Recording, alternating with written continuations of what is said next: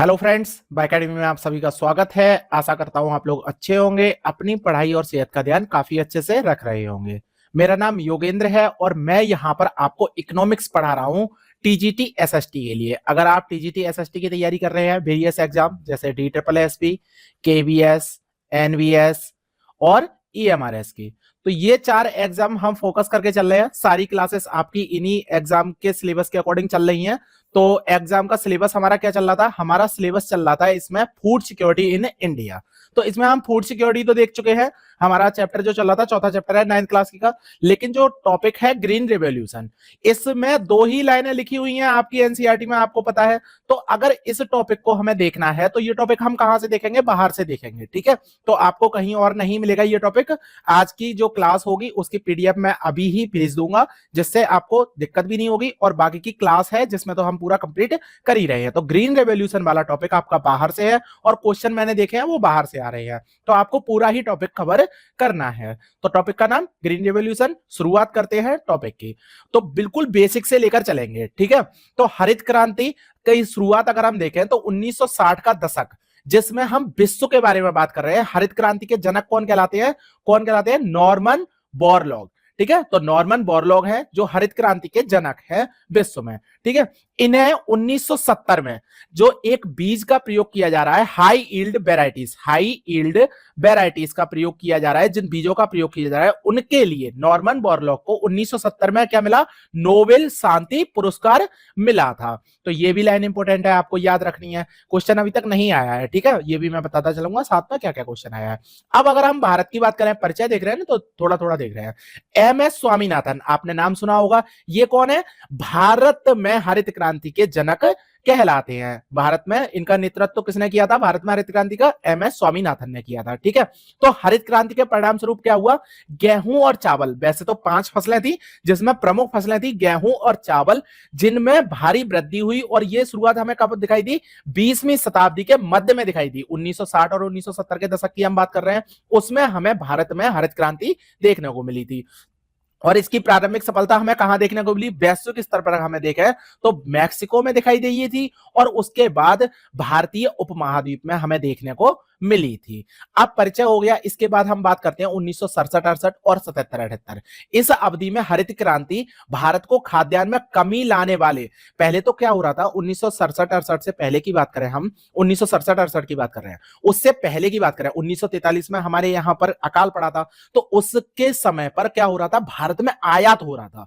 जितने भी खाद्यान्न फसलें थी, खाद्यान्न फसलों की बात करें हम, तो भारत में आयात किया जा रहा था खाद्यान्न फसलों का। इतनी भी पूर्ति नहीं हो पा रही थी कि हमारी जनसंख्या की पूर्ति हो सके। जो हमारे यहां पर खाद्यान्न की उत्पादन हो रहा है उसमें इतनी कमी थी कि हमें आयात करना पड़ रहा है। जबकि हरित क्रांति आई तो 67-68 से 77-78 के बीच में, जो 77-78 की अवधि है, उसके बीच में हमारा देश पहले तो अग्रणी देश बन गया। पूरे विश्व में अगर हम देखें तो चुनिंदा जो विकासशील देश हैं उनमें अग्रणी देश बन गया उत्पादन में।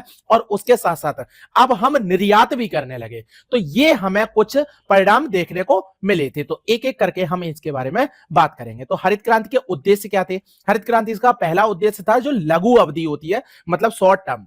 तो शॉर्ट टर्म में क्या हो रहा था? जो हमारा 5 ईयर प्लान चल रहा था, सेकंड 5 ईयर प्लान, उसमें भारत में भुखमरी की समस्या को दूर करना हमारा प्रमुख उद्देश्य था दूसरी पंचवर्षीय योजना में। तो ये काम करना शुरू किया था हरित क्रांति ने। हरित क्रांति में ही बीड़ा उठाया गया कि जो भुखमरी है, भुखमरी की समस्या है, उस समस्या को खत्म किया जाए। तो ये शॉर्ट टर्म है। उसके बाद दीर्घावधि में क्या हो रहा था? लॉन्ग टर्म में क्या हो रहा है? तो लॉन्ग टर्म का जो उद्देश्य है, दीर्घकालिक उद्देश्य है, उसमें ग्रामीण विकास करना था, हमें औद्योगिक विकास करना था। और उसके आधार पर क्या करना है? कृषि का आधुनिकीकरण भी करना है। कृषि का आधुनिकीकरण कैसे होगा? जैसे ट्रैक्टर का विकास हो गया, थ्रेसर का, मतलब मशीनीकरण। एक तो मशीनीकरण कर रहे हैं, 2 तरह से विकास होगा, मशीनीकरण करेंगे, ठीक है। तो उससे अंतर आएगा।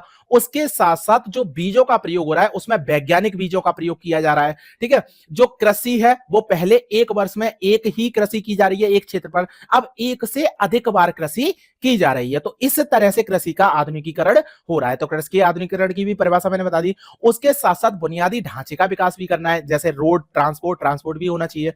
कच्चे माल की आपूर्ति, अगर हम औद्योगिक क्षेत्र में देखें, केवल कृषि क्षेत्र में ही नहीं, औद्योगिक क्षेत्र में भी जो कच्चा माल होता है वो कृषि क्षेत्रों से प्राप्त होता है हमें, तो उसके लिए भी हमें काम करना था। ये हमारे दीर्घकालिक उद्देश्य थे। तीसरा देखें तो हमें रोजगार की भी प्राप्ति करनी थी। अब रोजगार की प्राप्ति कैसे होगी? अगर कृषि में और औद्योगिक क्षेत्रों में अगर काम बढ़ेगा तो क्या होगा? अधिक श्रमिकों की आवश्यकता होगी, और अधिक श्रमिकों की आवश्यकता से श्रमिकों को रोजगार प्राप्त होगा। उसके साथ साथ वैज्ञानिक अध्ययन भी करना होता है। वैज्ञानिक अध्ययन कैसे? जैसे हमने अभी बताया, हाई यील्ड वैरायटीज का प्रयोग कर रहे हैं। अब ये किससे आया? वैज्ञानिक तकनीकी से आया ना। तो वैज्ञानिक तकनीकों का विकास करना है, उसके साथ साथ पोषण की क्षमता, अगर हम देखें तो पौधों में जो पोषण की क्षमता होती है उसका विकास करना, कि गेहूं का अगर हम कंज्यूम कर रहे हैं, पहले जिस गेहूं का कंज्यूम कर रहे थे उससे हमें पोषण तत्व तो कम प्राप्त हो रहे हैं, जबकि अभी जो हाई यील्ड वैरायटी से गेहूं का जो हम कंज्यूम कर रहे हैं उससे हमें अधिक पोषण तत्वों की प्राप्ति हो रही है। तो ये भी था कुछ एक परिणाम इसका उद्देश्य। पांचवा उद्देश्य हम बात करें तो कृषि का रोजगार। ठीक है, गैर औद्योगिक राष्ट्रों में तो ऐसा हो ही रहा है, उसके साथ साथ कृषि में भी रोजगार हमें प्राप्त करना है। अधिक क्षेत्रों में काम हो रहा है, अधिक क्षेत्रों में काम हो रहा है। जैसे हमने क्या किया, लैंड है एक, ठीक है, लैंड सीमित था, अब लैंड की कैपेसिटी को हमने बढ़ा दिया, उसके साथ साथ लैंड को भी बढ़ा दिया। दो तरीके से हमने बढ़ाया, कैपेसिटी बढ़ा दी लैंड की और लैंड का क्षेत्र भी बढ़ा दिया। अब हमें ज्यादा कृषकों की आवश्यकता हो गई, इस वजह से कृषिक जो क्षेत्र लोग थे उनको भी रोजगार प्राप्त कराना था। तो कृषि और औद्योगिक दोनों को ही रोजगार प्राप्त कराना था। तो ये कुछ हमारे उद्देश्य थे औद्योगिक क्रांति उसे ग्रीन रेवोल्यूशन को लेके। ठीक है, अब बात करते हैं हरित क्रांति के जो मूल तत्व हैं वो क्या है। तो कृषि क्षेत्र का विस्तार करना था पहला इसका मूल तत्व, इसमें यह है कि कृषि क्षेत्र का विस्तार करना है। अब कृषि क्षेत्र का जो विस्तार है वो केवल हरित क्रांति से ही शुरुआत नहीं हुई थी, 1947 से ही शुरुआत कर दी थी। जैसे ही हमारा देश आजाद हुआ वैसे ही कृषि क्षेत्र के विस्तार पर बात करना शुरू कर दी थी, क्योंकि हमारे यहां पर लगातार जनसंख्या है, वो जनसंख्या लगातार बढ़ती जा रही है। तो जनसंख्या के बढ़ने के साथ साथ उनके लिए खाद्यान्न की आपूर्ति करना आवश्यक था, और उसके दो ही केवल तरीके हो सकते हैं। एक तो लैंड को हम बढ़ा दें, जो लैंड है हमारा इतना है, अब इसे हमने और लैंड को बढ़ा दिया कि इतने क्षेत्र पर हमने कृषि करना शुरू कर दी, या फिर जो हमारे पास लैंड था उस लैंड की कैपेसिटी बढ़ा दें। तो लैंड को भी बढ़ाना प्रमुख उद्देश्य था, पहला उद्देश्य यही था कि लैंड को बढ़ा दिया जाए, तो उससे हमारी क्या होगी, कृषि की आपूर्ति हो जाएगी। तो ये जो विस्तार चल रहा था, उस विस्तार में बहुत बड़ा क्षेत्र में बहुत बड़ा विस्तार हुआ हरित क्रांति के टाइम पे। हरित क्रांति के टाइम पे कैसे हुआ? ये होता है एक लालच की वजह से। अब लालच कैसे मैं इसमें कह सकता हूं, जैसे एक व्यक्ति है, ठीक है, और उसे अगर थोड़ा सा प्रॉफिट दे दिया जाए, थोड़ा सा प्रॉफिट दे दिया जाए, तो वो क्या करेगा, वो और अधिक काम करने की कोशिश करेगा कि हमें इतना काम करने पर इतना प्रॉफिट मिल रहा है, तो हम इसी काम को और अगर हम बढ़ा दें तो हमें और प्रॉफिट प्राप्त होगा। अगर प्रॉफिट ओरिएंटेड होकर कोई भी व्यक्ति काम करता है तो उसमें ज्यादा लगन से काम करना शुरू कर देता है। और यही हुआ था हरित क्रांति में, कि हरित क्रांति में किसी के पास इतना लैंड था, लैंड तो इतना था पूरा था, ठीक है, और वो काम कर रहा है केवल आधे क्षेत्र में, तो उसे एकदम से प्रॉफिट दिखाई दिया। पहले तो क्या हो रहा था, इतने क्षेत्र में काम करके उसका केवल भरण पोषण हो रहा था, अब इतना क्षेत्र में काम करके उसका थोड़ा सा प्रॉफिट होने लगा, तो उसने कहा क्यों ना प्रॉफिट को और बढ़ाया जाए, तो उसने लैंड को बढ़ाना शुरू कर दिया। केवल सरकारी नीतियां ही नहीं, अब यहां पर निजी क्षेत्र भी आ गए, और निजी क्षेत्र ने भी क्या करना शुरू कर दिया, कृषि क्षेत्र को बढ़ाना शुरू कर दिया था। उसके साथ साथ दोहरी फसल प्रणाली, ये मैंने बताया आपको, दोहरी फसल प्रणाली क्या होती है, जैसे कोई एक क्षेत्र है, उस क्षेत्र पर काम चल रहा है, अब उस क्षेत्र पर तो काम चल ही रहा है, उसके साथ साथ उसमें एक फसल हम उगा रहे हैं। ये हमारा पहले का उद्देश्य था कि कोई भी एक लैंड है उस पर एक वर्ष में एक फसल उगाएं और उसके बाद अगली फसल का वेट करें। क्यों? क्योंकि पहले जो हमारी कृषि नीति थी वो किस पर निर्भर थी, वो मॉनसून पर निर्भर थी। मॉनसून आए, फसल उगाई, फसल उगाने के बाद जो पानी की आवश्यकता होती है वो मॉनसून क्षेत्र में, मतलब जो बारिश हो रही है उस बारिश के पानी का ही प्रयोग किया जा रहा था। लेकिन जैसे ही हरित क्रांति आई तो हमने क्या करना शुरू कर दिया, सिंचाई के अन्य साधनों को भी लगाना शुरू कर दिया। जब सिंचाई के साधन हमने लगाना शुरू किए तो एक समय पर फिर हम इस बात पर निर्भर नहीं रहेंगे कि जब बारिश होगी तभी हम फसल उगाएंगे। अब कभी भी हम फसल उगा सकते हैं, और उसमें जब भी सिंचाई की आवश्यकता होगी तो सिंचाई के जो अन्य क्षेत्र हैं, जैसे ट्यूबवेल है, नल का पानी है, ठीक है, बोरिंग है, सीवर है, उसके साथ साथ आपने देखा होगा नहरों का विकास, ठीक है, हो रहा है। जब नहरों का विकास हो रहा है तो बम्बे बनाए जा रहे हैं, इस तरह की चीजें हैं जो बनाई जा रही हैं, इस तरह के काम किए जा रहे हैं, जिससे हम केवल मौसमी दशा थी उस मौसमी दशा पर ही निर्भर नहीं रहे, हम इस पर भी काम करने लगे। तो हरित क्रांति के दूसरे चरण में जल की आपूर्ति के लिए बड़ी सिंचाई परियोजनाओं की शुरुआत की गई, बांधों का निर्माण किया गया और उसके साथ साथ अन्य सरल सिंचाई तकनीकों को भी अपनाया गया था। तो अब समझ में आया कि दोहरी फसल प्रणाली कैसे हमने शुरुआत कर दी, वो हरित क्रांति का ही एक परिणाम था। उसके साथ साथ उन्नत आनुवांशिकी बीजों का प्रयोग, हाई यील्ड वैरायटीज का प्रयोग, श्रेष्ठ जो आनुवांशिकी बीज होते हैं उनका प्रयोग करना शुरू कर दिया और वैज्ञानिक पहल थी ये, ठीक है, वैज्ञानिक पहलू था जिसमें इस तरह का काम किया गया था। तो भारतीय कृषि अनुसंधान परिषद, ठीक है, याद रखना, Indian council for agriculture research द्वारा उच्च उपज वाले बीजों का प्रयोग, हाई यील्ड वैरायटीज का प्रयोग, उसके साथ साथ प्रमुख रूप से गेहूं, चावल, बाजरा, मक्का, इसमें एक और जोड़ लीजिए आप, ज्वार, ठीक है। 5 प्रकार की जो फसल है उनके लिए वैज्ञानिक तकनीकों का प्रयोग किया गया और ऐसे काम किए गए कि उनके लिए उच्च उन्नत वाले बीजों का प्रयोग किया जाए। आनुवांशिकी बीज मतलब बीजों की जो कैपेसिटी होती है उसे बढ़ाने के लिए जो वैज्ञानिक तकनीकी होती है उनका प्रयोग किया जाता है। अब ये आपके एग्जाम में नहीं आएगा कि किस तरह से किया जाए, क्योंकि ये बायोलॉजी का पार्ट है, वो नहीं है। केवल आपको क्या याद रखना है, 5 फसलें याद रखनी है, गेहूं, चावल, बाजरा, मक्का और ज्वार, ठीक है, इनके लिए काम करना शुरू किया था। तो ये आपको याद रखना है। इसके बाद क्या हुआ, इसके बाद क्रांति में शामिल महत्वपूर्ण फसलें, अब यही जो मैंने अभी बताया था, जैसे गेहूं, चावल, ज्वार, बाजरा और मक्का, 5 फसलों के लिए काम किया गया। और ये कैसी फसलें हैं, ये खाद्यान्न फसलें हैं, ठीक है। तो खाद्यान्न फसलों के लिए काम करना शुरू किया था। गैर खाद्यान्न फसलों के लिए कोई भी नई तकनीकी नहीं अपनाई गई थी, इन्हें बाहर रखा गया था। इसके साथ साथ गेहूं कई वर्षों तक हरित क्रांति का प्रमुख आधार बना रहा। गेहूं प्लस आप चावल और कर लीजिए, गेहूं और चावल क्रांति के आधार बने रहे। गेहूं और चावल के उत्पादन में बहुत अधिक वृद्धि की गई थी। समझ में आया, याद होना चाहिए, बिल्कुल रटा हुआ होना चाहिए। ये वाली दोनों लाइनें बहुत इंपॉर्टेंट है। गैर खाद्यान्न फसलों के लिए क्या काम किया था हरित क्रांति ने, नहीं, बिल्कुल भी नहीं किया था। इसके साथ साथ अगर हम बात करें, एक क्वेश्चन जो आया है, गन्ना, गन्ना हरित क्रांति में क्या प्रभाव पड़ा, बिल्कुल शून्य, शून्य प्रभाव पड़ा गन्ने पर, ठीक है। गन्ने का उत्पादन बिल्कुल भी नहीं किया गया था, हरित क्रांति पर कोई प्रभाव नहीं पड़ा था, हरित क्रांति का गन्ने पर कोई प्रभाव नहीं पड़ा था। तो भारत में हरित क्रांति कैसे हुई थी, तो भारत में हरित क्रांति की पृष्ठभूमि कहां से आई, 1943 से आई, जब हमारे यहां पर बंगाल का अकाल पड़ा था। तो बंगाल के अकाल से पूर्व जो लोग थे, उसमें क्या हुआ था, भारत जो पूर्वी भारत है, उस पूर्वी भारत में 4 मिलियन लोग, ठीक है। अगर एनसीईआरटी की बात करें तो उसमें 30 लाख लोगों की बात की गई है, जबकि यहां पर कितनी की जा रही है, 40 लाख लोगों की बात की जा रही है। तो 40 लाख लोग भूख के कारण मर गए। अब अगर क्वेश्चन आया कि कितने लोग मर गए, वैसे इस तरह का काम नहीं किया जाएगा, ये ट्रिपल एस भी ऐसा भी क्वेश्चन नहीं पूछती है, लेकिन फिर भी अगर क्वेश्चन पूछा जाए तो यहां पर आपको 30 लाख ही टिक करके आना है, क्योंकि आपको डी ट्रिपल एस भी केवल वही आंसर वैलिड मानती है जो आपके एनसीईआरटी में लिखा हुआ है, ठीक है। इग्नू में जो लिखा हुआ है वो भी कहीं तक नहीं मानती है, एनसीईआरटी का ज्यादा मानती है। तो आपको याद रखना, 30 लाख लोग भूख से मर गए थे, पूर्वी भारत के लोग, ठीक है। अब 1947 में भारत आजाद हुआ। उसके बाद 1967 तक सरकार ने बड़े पैमाने पर कृषि के विस्तार के लिए काम करना शुरू किया और 1967 में ही हरित क्रांति आई थी। लेकिन देश की जो जनसंख्या है उसमें भी वृद्धि हो रही है, जिसके कारण खाद्य उत्पादन की तुलना में बहुत तीव्रता से कंज्यूमेशन बहुत ज्यादा बढ़ रहा है, मतलब कंज्यूम ज्यादा कर रहे हैं लोग। जितनी जनसंख्या बढ़ती जाएगी तो कंज्यूम ज्यादा करेंगे ना, कंज्यूम ज्यादा करेंगे। और हमने काम करना शुरू किया कि हमारी, जैसे मान लीजिए अभी कितना हो रहा है, 10 क्विंटल हो रहा है और हमने 10 कुंटल से 12 कुंटल कर लिया, लेकिन हमारी जो जनसंख्या थी 100 लोग थे पहले यहां पर और 100 से 150 हो गए, तो 15 कुंटल होना चाहिए था हमारा, लेकिन हो कितना रहा है, 12 कुंटल हो रहा है। तो अभी भी कमी आ रही है। तो सरकार को कुछ ना कुछ अन्य कदम उठाने की आवश्यकता थी उस समय पर। फिर क्या हुआ, तीव्र गति से जो जनसंख्या बढ़ रही है उसने खाद्यान्न के उत्पादन में तत्काल और कठोर कार्रवाई करने की आवश्यकता को महसूस किया।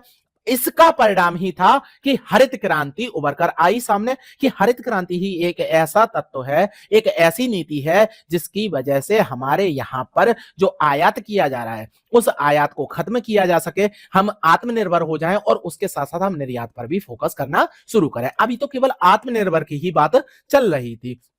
भारत में जो हरित क्रांति थी उस अवधि के संदर्भ में क्या हुआ, भारतीय जो कृषि थी उसमें अधिक उपज वाले बीजों का प्रयोग किया जाना शुरू किया, ट्रैक्टर, सिंचाई सुविधाएं, कीटनाशक, उर्वरक, इनका उपयोग किया और आधुनिक तकनीकों, प्रौद्योगिकियों को अपनाने के कारण औद्योगिक प्रणाली में परिवर्तन हो गया। औद्योगिक प्रणाली में कैसे परिवर्तन हुआ? अब जो ट्रैक्टर हैं, सिंचाई सुविधाएं हैं, कीटनाशक हैं, ये भी बनाने के लिए एक फैक्ट्री की आवश्यकता होगी ना, और वो कैसी फैक्ट्री होती है? वो औद्योगिक प्रणालियां होती हैं। तो उन्हीं औद्योगिक प्रणालियों का भी विकास हो रहा है कृषि क्षेत्र में विकास करने के लिए। तो कुछ इस तरह से एक दूसरे से ये संबंध रख रहे हैं। तो इसे भारत सरकार ने, अब देखो यहां पर ये बहुत अच्छे से लाइन याद रखना, एक तो भारत सरकार, ठीक है, तो ये जो काम है वो कौन कर रहा है? भारत सरकार कर रहा है। और अमेरिका की फोर्ड एंड रॉकफेलर फाउंडेशन ने ये काम किया था। वित्त पोषण का काम किसने किया था?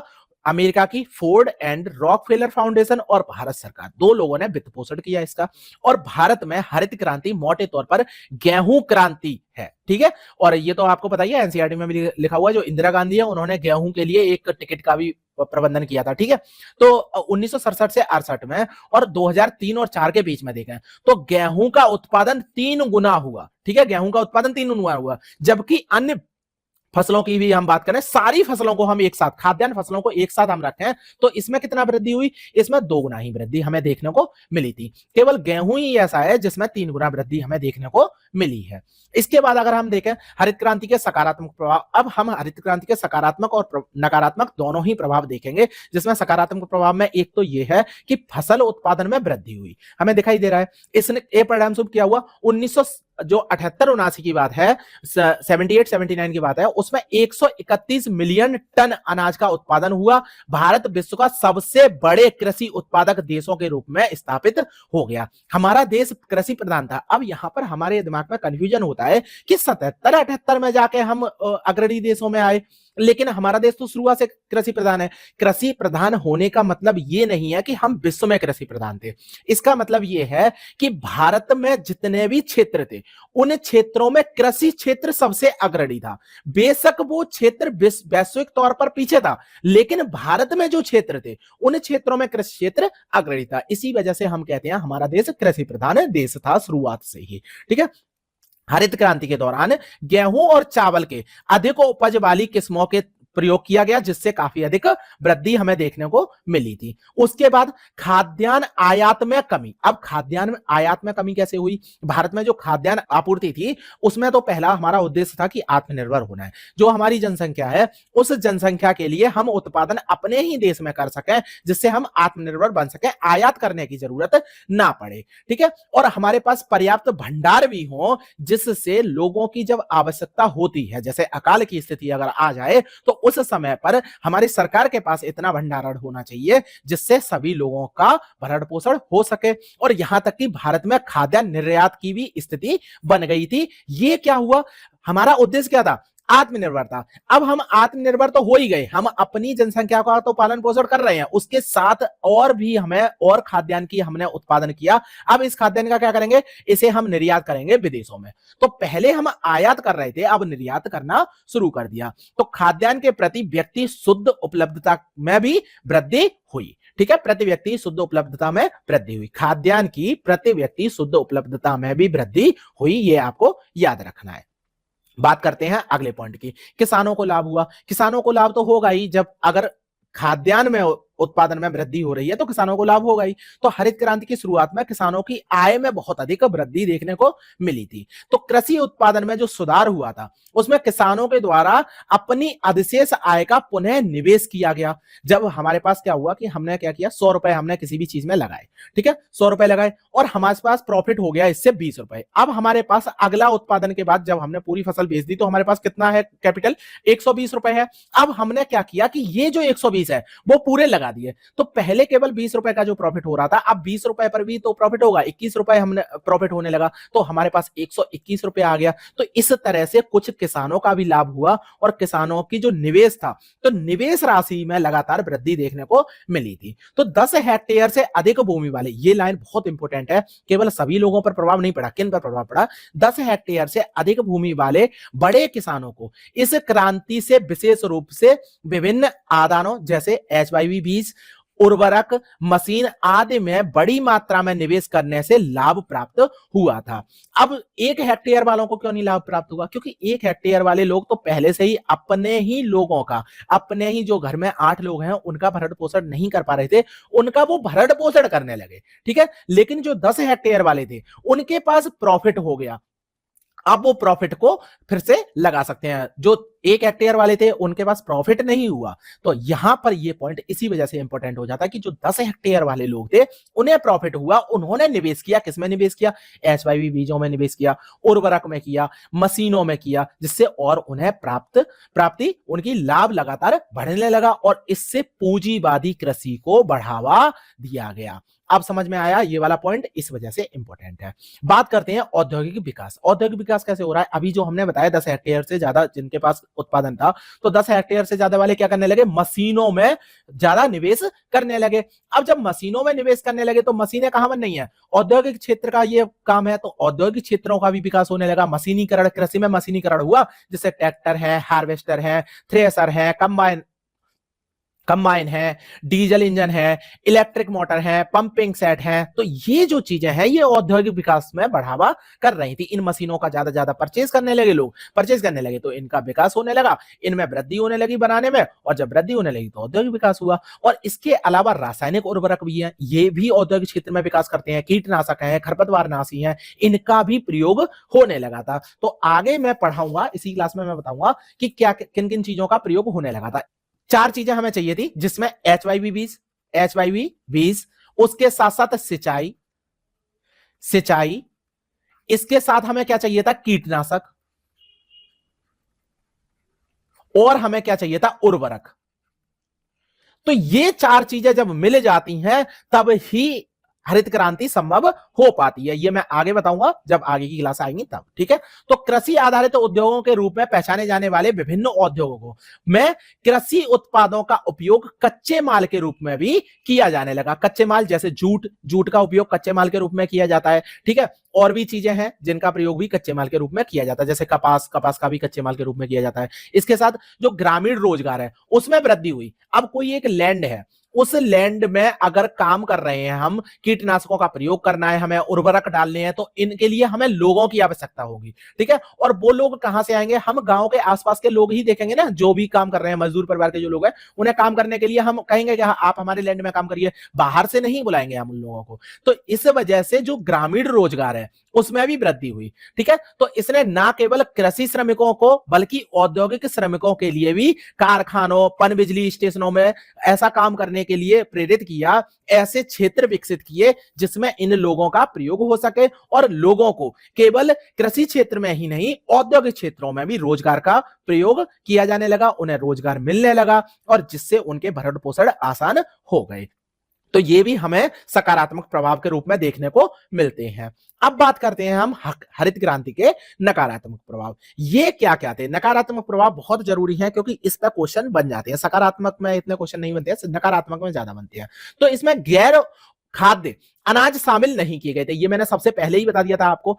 क्या किया था? गेहूं, चावल, ज्वार, बाजरा, मक्का, इनके सहित खाद्यान्न उत्पादन में क्रांति हमें देखने को मिली थी। लेकिन अन्य जो फसलें हैं जैसे मोटे अनाज है, दलहन है, तिलहन है, इन पर हरित क्रांति का प्रभाव ज्यादा देखने को नहीं मिला था। इसके साथ कपास है, जूट है, चाय, गन्ना जैसी प्रमुख व्यावसायिक फसलें थी, इन पर हरित क्रांति लगभग अछूती रही। इन पर तो बिल्कुल भी प्रभाव देखने को नहीं मिला था। तो कपास, जूट, चाय, गन्ना, इन पर कोई प्रभाव देखने को नहीं मिला। जबकि जो चाय है वो तो आपने दार्जिलिंग वाला क्षेत्र देखा होगा, सिक्किम वाला, यहां पर बहुत चाय का उत्पादन हो रहा है, ठीक है। फिर भी इसमें हरित क्रांति पर कोई प्रभाव देखने को नहीं मिला था। अब बात करते हैं एचवाईवी जो बीज हैं उनका सीमित कवरेज था। तो ये प्रोग्राम था HYV high yield varieties programme, आपको याद रखना है। इसका सीमित प्रभाव हमें देखने को मिला था। कौन कौन सी 5 फसलें जो हमने पहले ही बात की थी? गेहूं, चावल, ज्वार, बाजरा और मक्का, इन तक ही सीमित रह गया। गैर खाद्यान्नों और नई तकनीकी के दायरे से बाहर रखा गया था। गैर खाद्यान्न फसलों में एचवाईवी बीज या तो अभी तक विकसित नहीं हुए थे या किसान उनके प्रयोग हेतु जोखिम उठाने को तैयार नहीं थे। उन्हें लगता था कि अगर इनके हम एचवाईवी बीजों का प्रयोग करेंगे तो फिर हमें ज्यादा दिक्कत देखने को मिलेगी। तो हमने उन क्षेत्रों में काम ही नहीं किया। एक तो वैज्ञानिकों ने ही काम नहीं किया था, और वैज्ञानिकों ने अगर काम किया भी है, बीजों का बना भी लिया है, फिर भी उनका प्रयोग हमें ज्यादा देखने को नहीं मिला था। दूसरा पॉइंट ये है। तीसरा पॉइंट अगर हम देखें तो क्षेत्रीय असमानता हमें देखने को ज्यादा मिलती है। क्षेत्रीय असमानता कैसे? हरित क्रांति ने, प्रौद्योगिकी ने अंतर क्षेत्रीय स्तरों पर आर्थिक विकास में असमानताओं को और अधिक बढ़ाया था। अब यहां पर हमें देखने को मिलता है कि जैसे हमने 10 हेक्टेयर वाले लोगों की बात की थी, तो जिनके पास 10 हेक्टेयर था या उससे ज्यादा था क्षेत्र, उन्हें तो बहुत ज्यादा हमने प्रॉफिट दे दिया, जबकि इससे कम क्षेत्र वाले जो लोग थे उन्हें प्रॉफिट कम देखने को मिला था। तो हरित क्रांति का जो प्रॉफिट है, प्रॉफिट जो चीजें होती हैं, आपके पास ज्यादा पहले से ही प्रॉफिट है, आपके पास पहले से ही ज्यादा क्षेत्र है, तो उनका प्रॉफिट ज्यादा होगा, और जिनके पास कम क्षेत्र है उनका प्रॉफिट कम होगा। एक तो ये हो गया। दूसरा होता है क्षेत्रों के ऊपर भी। जैसे गेहूं का उत्पादन कहां हो रहा है सबसे अधिक? पंजाब वाला क्षेत्र आपने देखा होगा, पश्चिमी उत्तर प्रदेश की अगर हम बात करें, हरियाणा की बात करें, तो इन क्षेत्रों में पहले से ही गेहूं का बहुत अधिक प्रयोग हो रहा था, गेहूं का उत्पादन बहुत अधिक हो रहा था। और उसके साथ हरित क्रांति आई तो जो गेहूं का उत्पादन इन क्षेत्रों में हो रहा था, वो क्षेत्र और अधिक बढ़ गया। ठीक है। और उसके साथ साथ अगर हम आंध्र प्रदेश की बात करें, तमिलनाडु की बात करें, यहां चावल का उत्पादन हो रहा था, तो चावल का उत्पादन बहुत अधिक बढ़ गया। लेकिन अगर हम अन्य क्षेत्रों की बात करें, असम, बिहार, पश्चिमी बंगाल, उड़ीसा, इन सहित जो पूर्वी क्षेत्र है और पश्चिमी तथा दक्षिणी भारत में जो शुष्क क्षेत्र है या अर्ध शुष्क क्षेत्र है, उन पर प्रभाव देखने को नहीं मिला, बहुत कम प्रभाव देखने को मिला था। तो इसने ना केवल क्षेत्रों को प्रभावित किया था, बल्कि कृषि की दृष्टि से भी बेहतर स्थिति में जो पहले से लोग थे उन पर अधिक प्रभाव डाला था। ठीक है। तो इस प्रकार हरित क्रांति का जो परिणाम आया उसमें क्षेत्रीय असमानता की समस्या बढ़ गई। अब इसमें इंपॉर्टेंट क्या है, आपको ये लाइन बहुत अच्छे से याद रखनी है कि इनका प्रभाव कहां नहीं पड़ा। उसके बाद ये भी लाइन आपको अच्छे से याद रखनी है, जो उत्तर प्रदेश है। ठीक है। उत्तर प्रदेश, पश्चिमी उत्तर प्रदेश, यहां पर लेकिन लिखा हुआ है ये। ठीक है। उत्तर में पंजाब, हरियाणा, पश्चिमी उत्तर प्रदेश और दक्षिण में आंध्र प्रदेश और तमिलनाडु, इन क्षेत्रों पर हरित क्रांति का प्रभाव बहुत अधिक देखने को मिला था, जबकि असम, बिहार, पश्चिमी बंगाल, उड़ीसा सहित पूर्वी क्षेत्र, उसके साथ साथ पश्चिमी एवं दक्षिणी भारत के जो शुष्क क्षेत्र थे या अर्ध शुष्क क्षेत्र थे, उन पर प्रभाव हमें देखने को नहीं मिला था। समझ में आया पॉइंट? तो ये अच्छे से याद रखना है। अगर हम 5वें पॉइंट की बात करें तो जो रसायनों का प्रयोग किया जा रहा था वो अत्यधिक प्रयोग किया जा रहा था। तो जो डाउन टू अर्थ मैगजीन थी उसने भी बोला था कि जो रसायनों का प्रयोग हो रहा है उस पर प्रभाव है वो घातक प्रभाव हमें देखने को मिल रहा है। हरित क्रांति के परिणाम स्वरूप उन्नत सिंचाई परियोजना और फसल किस्मों हेतु कीटनाशकों और सिंथेटिक नाइट्रोजन उर्वरकों का बड़े पैमाने पर प्रयोग हुआ। ठीक है। कीटनाशकों के गहन प्रयोग से जुड़े उच्च जोखिम के बारे में किसानों को शिक्षित करने हैं तो कोई प्रयास नहीं किया गया था। अब दिक्कत क्या आ रही है, कीटनाशकों का प्रयोग तो बोल दिया सरकार ने, भी अगर उस पर सब्सिडी देना शुरू कर दिया तो लोगों ने क्या किया, उसका प्रयोग लगातार बढ़ाते जा रहे हैं, लेकिन किसानों को यह नहीं बताया कि इसके दूरगामी परिणाम क्या होंगे। दूरगामी परिणाम इसके हमें खतरनाक देखने को मिल रहे हैं। किस तरह से खतरनाक देखने को मिल रहे हैं कि जो क्षेत्र है, जिस क्षेत्र में हम कीटनाशकों का प्रयोग कर रहे हैं, क्या वही क्षेत्र प्रभावित होता है? एक तो कीटनाशकों का प्रयोग करने से जो फसल होती है, तो उस फसल में कीटनाशकों, अगर हम अच्छे तरीके से फसल को ना धुलें तो हमारे शारीरिक रूप से भी वो प्रभावित डालती है। ठीक है। शरीर में प्रॉब्लम हो सकती है। उसके साथ साथ हमने कीटनाशकों का प्रयोग किया, उसके बाद उसमें पानी डाला, पानी डालने के बाद वो पानी में कीटनाशक घुल गए। अब वो घुलकर कहां जाएंगे? एक तो पास के तालाबों में जाएंगे, जिस तालाब के पानी का भी प्रयोग किया जा रहा है, और दूसरा वो पानी भूमिगत जल के रूप में नीचे भी चला जाएगा, जिसका हम पीने के रूप में प्रयोग कर रहे हैं। तो इनसे इन क्षेत्रों पर भी प्रभाव पड़ता है। ठीक है। तो जो अशिक्षित कृषि थे, अशिक्षित खेतिहर मजदूर थे, उनके द्वारा निर्देशों और सावधानियों का पालन किए बिना फसल पर कीटनाशकों का छिड़काव किया जाता था। तो छिड़काव करने वाले व्यक्ति पर भी इसके नकारात्मक प्रभाव हमें देखने को मिले थे। तो इनसे फसलों पर फायदा से ज्यादा नुकसान होता है, और यह पर्यावरण और मिट्टी के प्रदूषण का कारण भी बन जाता है। तो मिट्टी का प्रदूषण कर रहे हैं, पर्यावरण का प्रदूषण कर रहे हैं, उसके साथ साथ जल प्रदूषण कर रहे हैं, ये चीजें भी हमें देखने को मिली। उसके बाद एक और नकारात्मक प्रभाव देखने को मिला, वो था पानी की खपत। अब पानी की खपत हमने शुरुआत में ही बोला था कि अब इसमें केवल मौसमी पानी का मतलब मानसून के पानी का ही प्रभाव हमें देखने को नहीं मिला था, हमने भूमिगत जल का भी प्रयोग करना शुरू कर दिया था और यही भूमिगत जल ज्यादा खतरनाक साबित हुआ और इन फसलों में अधिकांशतः अनाज खाद्यान्न थी जिन्हें लगभग 50% जल की आपूर्ति की आवश्यकता होती है और यह जल कहां से आ रहा है, भूमिगत जल आ रहा है। तो भूमिगत जल की कमी आने लगी, जल स्तर गिरावट देखने को मिली और आजकल पहले शहरी क्षेत्रों में यह गिरावट थी, अब गांव के क्षेत्रों में भी गिरावट हमें देखने को मिली भूमिगत जल की। समझ में आया। इसके बाद नहर प्रणाली की जो शुरुआत की गई थी, सिंचाई पंपों का उपयोग बढ़ा था और भूजल के स्तर को और भी नीचे ला दिया गया था। जैसे गन्ना और चावल जैसी अधिक जल आपूर्ति की आवश्यकता वाली फसलों पर गहन सिंचाई के कारण भूजल स्तर में गिरावट देखने को मिली थी। समझ में आया क्या हुआ। जो चावल, अब चावल की फसल आपने देखी होगी किस तरह से की जाती है, हमेशा पानी भरा रहता है, ठीक है।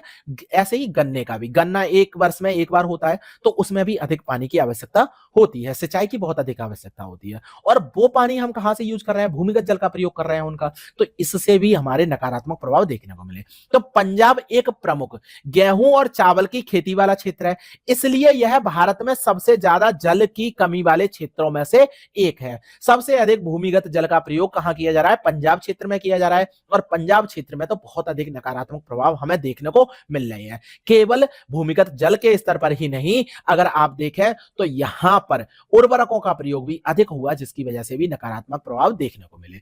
अब मृदा और फसल उत्पादन पर प्रभाव क्या हुआ, इस पर भी नकारात्मक प्रभाव मिले। जो हमने डाउन टू अर्थ वाला बताया था ना, वो प्रभाव बता रहे हैं कि फसल उत्पादन में जो वृद्धि सुनिश्चित करने हैं तो बार बार एक ही फसल चक्र को अपनाने से मृदा में पोषक तत्वों की कमी हो जाती है। बहुत इंपॉर्टेंट लाइन है, आपको याद रखनी है, यहां नहीं आएगी आपकी, ये ज्योग्राफी में आ जाएगी। तो ज्योग्राफी का जो एग्रीकल्चर पार्ट है ना, तो वो ज्योग्राफी का पार्ट भी कहलाता है, तो इस वजह से ये इकोनॉमिक का भी पार्ट है और ज्योग्राफी का भी पार्ट है, तो दोनों जगह पर आपको याद रखना है, ठीक है। नए प्रकार के बीजों की जरूरतों के हिसाब से किसानों द्वारा उर्वरकों का अधिक प्रयोग किया गया, ये भी बताया था, किसानों का अधिक प्रयोग। और इसमें क्षारीय रसायनों के उपयोग से मिट्टी का जो पीएच स्तर था वो बढ़ गया। पीएच मान होता है ना, पीएच मान वो बढ़ गया, ये तो आपको पता ही होगा ना, थोड़ा सा पढ़ा होगा आपने। तो पीएच मान क्या होता है, जो जैसे पीएच मान 7 होता है तो वो न्यूट्रल है, 7 से आगे बढ़ा तो क्षारीय हो गया, 7 से कम हुआ तो वो अम्लीय हो गया। तो ये क्या हो रहा है, पीएच मान लगातार बढ़ता जा रहा है, क्षारीय मृदा बनती जा रही है, ठीक है। तो मृदा में जहरीले रसायनों के उपयोग से लाभकारी जनक नष्ट हो गए। लाभकारी जो रोगजनक होती हैं, देखिए जो कीटनाशकों का प्रयोग हो रहा है वो क्या कर रहे हैं, रोगजनकों का नष्ट कर रहे हैं। अब रोगजनक केवल ये नहीं है कि घातक ही रोगजनक होते हैं, कुछ रोगजनक होते हैं जो हमारे लिए प्रॉफिटेबल भी होते हैं, ठीक है। और इससे क्या हो रहा है, उपज में गिरावट देखने को मिली और ये पंजाब के क्षेत्र में ज्यादा हमें देखने को मिली है। इसके साथ साथ बेरोजगारी। अब देखिए अभी तक तो हमने हरित क्रांति में ये देखा था कि सकारात्मक प्रभाव में देखा, हमारे परिणाम क्या आए थे, उसमें हमने देखा था कि रोजगार का स्तर बढ़ रहा है। लेकिन अगर हम देखें तो पंजाब को छोड़कर कुछ हद तक हरियाणा में भी हरित क्रांति के तहत कृषि यांत्रिकीकरण में ग्रामीण क्षेत्रों में खेतीहर मजदूरों के मध्य व्यापक स्तर पर बेरोजगारी को बढ़ाया। कैसे बढ़ाया, जो यांत्रिकी का प्रयोग हो रहा है, ट्रैक्टर का प्रयोग हो रहा है, फसल कटाई के लिए थ्रेसर का प्रयोग हो रहा है। अब पहले यहां पर मजदूरों का मतलब मानव संसाधन का प्रयोग किया जा रहा था और उसकी जगह पर अब मशीनीकरण का प्रयोग किया जा रहा है। तो मशीनीकरण का प्रयोग का स्तर बढ़ गया जिसकी वजह से बेरोजगारी हमें देखने को मिली। और इसका सबसे अधिक प्रभाव किन पर पड़ा, इनका सबसे अधिक प्रभाव पड़ा गरीब लोगों पर और भूमिहीन मजदूरों पर पड़ा था। तो यह भी याद रखना है कि बेरोजगारी का असर किन पर देखने को मिला, गरीब लोगों पर और भूमिहीन मजदूरों पर देखने को मिला था। अगर देखें स्वास्थ्य का प्रभाव, तो स्वास्थ्य के प्रभाव तो हमारा होना जरूरी ही है। कैसे, रासायनिक उर्वरकों का प्रयोग कर रहे हैं, कीटनाशकों का प्रयोग कर रहे हैं। अब इसमें जो कीटनाशक हैं, उर्वरक हैं, वो कौन कौन से हैं, फॉस्फोमिडोन, मेथोमाइल, ट्राइजोफोस, उसके साथ साथ मोनोक्रोटोफोस, इनका प्रयोग किया जा रहा है। अब ये नाम है बहुत अटपटे हैं और आपको याद नहीं रखने हैं, ठीक है, बस याद रखना, थोड़ा बहुत आएगा, वैसे नहीं आएगा, ये क्वेश्चन आ ही नहीं सकता। इससे क्या होता है, कैंसर, गुर्दे का फेल होना, मृत जो शिशु है, उसके साथ साथ जन्म दोषों सहित कई गंभीर बीमारियां लग जाती हैं। किन किन के वजह से? अगर हम रासायनिकों का प्रयोग कर रहे हैं, कीटनाशकों का प्रयोग कर रहे हैं, तो इससे कैंसर जैसी बीमारी हमें देखने को मिल रही है और उससे क्या होगा? स्वास्थ्य पर प्रभाव हमें देखने को मिलेगा। तो ये कुछ स्वास्थ्य पर प्रभाव हमें देखने को मिला था। आगे बात करें कि इससे क्या हुआ, तो हरित क्रांति में कृषोन्नत योजनाएं भी लाई गई थी। अब ये तो हमने नकारात्मक प्रभाव देख लिए, अब सरकार द्वारा भी कुछ काम किए गए। क्या क्या कृषोन्नत योजनाएं थी वो हम देखते हैं। तो 2005 में कृषि क्षेत्र में बढ़ावा देने के लिए भारत सरकार द्वारा हरित क्रांति कृषोन्नत योजना की शुरुआत की गई थी। ये एक अम्ब्रेला योजना है, ठीक है। अब बताता हूं मैं अम्ब्रेला योजना क्या होती है। अम्ब्रेला योजना ये होती है कि जैसे हमने क्या किया, एक योजना हम लेकर आए कि हमें कृषि क्षेत्र में विकास करना है।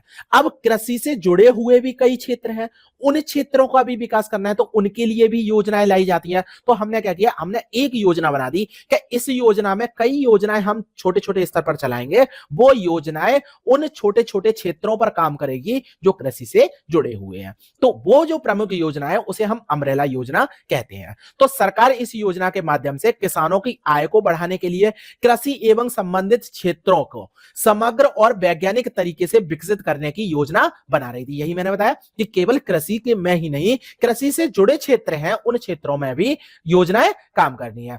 अब ये कुछ योजना है, 11 योजनाएं शामिल की गई थी अम्ब्रेला योजना में। तो 11 योजनाओं के आपके नाम याद रखने हैं। ये कैसे पूछ लेगा, आपको ये देगा और उसका कहेगा कि इसकी फुल फॉर्म बताओ। आप समझ में आया? तो ये है कुछ योजनाएं, तो स्क्रीनशॉट ले लीजिए, आपको ये याद करनी है, बस एक बार देख लेनी है जिससे आपको पता चल जाएगा। तो कुछ योजनाएं ये थी, ठीक है। जैसे ये है कृषि में राष्ट्रीय ई गवर्नेंस योजना, तो NEGPA ये आपका आ चुका है, ठीक है। इसमें नहीं आया था, किसी भी एक एग्जाम में आया था, मैं भूल रहा हूं किसमें आया था, ठीक है। KBS में भी नहीं था और NBS में भी नहीं था, शायद NBS में ही था, कहीं मैंने देखा था ये क्वेश्चन। तो ये क्वेश्चन आ चुका है, इस वजह से मैंने ये भी आपको लिस्ट दी है कि ये आपको देख लेना है, ठीक है। अब बात करते हैं सदाबहार हरित क्रांति। हमने हरित क्रांति तो देख ली, सदाबहार हरित क्रांति क्या है? तो हरित क्रांति द्वारा लाए गए सुधार गहन कृषि के अधीन क्षेत्रों में प्रतिकूल पर्यावरणीय प्रभावों की कीमत पर किए गए, ठीक है। हालांकि जिन क्षेत्रों में जनसंख्या का दबाव अधिक था वहां अधिक भोजन का उत्पादन करने के अलावा कोई और विकल्प नहीं था, क्योंकि जनसंख्या ही अधिक है तो वहां पर अधिक भोजन का उत्पादन करना जरूरी है। इसीलिए भारत ने हरित क्रांति के जनक M स्वामीनाथन द्वारा सदाबहार हरित क्रांति की आवश्यकता का आह्वान किया था। तो लाइन इंपोर्टेंट है, सदाबहार हरित क्रांति की शुरुआत किसने की थी? MS स्वामीनाथन ने ही की थी। तो सदाबहार हरित क्रांति के तहत क्या परिकल्पना लाई गई थी? इसमें उत्पादकता में वृद्धि केवल उन्हीं उत्पादों की होनी चाहिए जो पर्यावरण की दृष्टि से सुरक्षित, आर्थिक रूप से व्यवहार्य और सामाजिक रूप से टिकाऊ हो। क्या क्या? पर्यावरण की दृष्टि से सुरक्षित होनी चाहिए, आर्थिक रूप से व्यवहार्य होनी चाहिए। मतलब ऐसा नहीं है कि हमने उसमें बहुत ज्यादा इन्वेस्ट करने की आवश्यकता है, ये नहीं होना चाहिए, इन्वेस्ट ज्यादा नहीं होना चाहिए। उसके साथ साथ सामाजिक रूप से टिकाऊ भी होनी चाहिए। सदाबहार क्रांति में प्रौद्योगिकी विकास और प्रसार में पारिस्थितिकीय सिद्धांतों का एकीकरण शामिल है। तो सदाबहार हरित क्रांति में ये दोनों तत्व भी शामिल है, ये याद रखना। इतना है सदाबहार हरित क्रांति, ये आपको याद रखना है। इसमें क्या क्या चीजें आपके लिए इंपॉर्टेंट है, एक तो ये होना चाहिए सदाबहार हरित क्रांति की परिकल्पना में क्या क्या उद्देश्य शामिल किए गए थे। तो पर्यावरण की दृष्टि से सुरक्षित होना चाहिए, आर्थिक रूप से व्यवहार्य होना चाहिए और सामाजिक रूप से टिकाऊ होना चाहिए। उसके साथ साथ MS स्वामीनाथन ने इसकी संकल्पना प्रस्तुत की थी। क्यों संकल्पना प्रस्तुत की थी? क्योंकि जनसंख्या में लगातार वृद्धि हो रही है और हमें हरित क्रांति की आवश्यकता है। बेशक इसके नकारात्मक प्रभाव देखने को मिल रहे हैं, लेकिन फिर भी हमें हरित क्रांति की आवश्यकता है। तो उन्होंने कहा कि कुछ ऐसे क्षेत्र हैं जहां पर हमें जरूरी है ही, तो उस जगह पे तो काम करना है, लेकिन वो काम किस तरीके से होना चाहिए उसके लिए उन्होंने पॉइंट रखे थे। अब बात करते हैं इसके निष्कर्ष के। लास्ट टॉपिक है, लास्ट पॉइंट है, मैंने पूरा पढ़ा दिया है। बेशक क्लास बहुत बड़ी हो गई है, लेकिन एक पूरा टॉपिक एक बार में पढ़ाना जरूरी था, इस वजह से मैंने ये पढ़ाया है। तो हरित क्रांति ने विकासशील देशों, विशेष रूप से भारत के लिए बड़ी उपलब्धियां थी, ठीक है। राष्ट्रीय खाद्य सुरक्षा सुनिश्चित करने में सहायता करी। उसके साथ साथ कृषि क्षेत्र में वैज्ञानिक क्रांति का सफल अनुकूलन और हस्तांतरण के प्रतिनिधित्व करती है। जिसे औद्योगिक देशों ने पहले ही अपने यहां विनियोजित कर लिया था। तो जो पहले से ही औद्योगिक देश थे उन्होंने तो ये काम कर लिया, सुनिश्चित कर लिया, अपने लोगों के लिए जो उनकी उत्पादन क्षमता थी उसकी वृद्धि कर ली थी। लेकिन जो विकासशील देश थे उनके साथ प्रॉब्लम आ रही थी, तो हरित क्रांति ने उनका साथ दिया था और हरित क्रांति से वहां पर भी जो लोग थे उनके लिए आत्मनिर्भरता संतुलित हो सकी थी। ठीक है, तो खाद्य सुरक्षा सुनिश्चित करने के अलावा यहां अन्य कारकों पर कम ध्यान दिया गया, जैसे पर्यावरण, गरीब किसान और रसायनों का प्रयोग को लेकर उन्हें जागरूक करना इत्यादि। ये बहुत गलत परिणाम था जो हमें देखना चाहिए था कि पहले ही जो हरित क्रांति के नकारात्मक प्रभाव है उनके प्रति किसानों को जागरूक करना जरूरी था। वो जागरूकता लोगों के पास नहीं पहुंच पाई। अब तो बहुत ज्यादा जागरूक किया जाता है किसानों को। जब किसान फसल हो जाता है तभी हमें बता दिया जाता है कि पहले अपने जो भूमि है उस भूमि का चेकअप करवाइए कि किस तरह का पीएच मान है, कितनी यहाँ पर रासायनिक उर्वरकों का प्रयोग करना है, यहाँ पर नाइट्रोजन की उपलब्धता पहले से है तो आप यूरिया का प्रयोग ना करें। इस तरह की चीजें आपको बताई जाती है ना कि किस प्रकार की यूरिया का प्रयोग करना है, कौन सी खाद का प्रयोग करना है।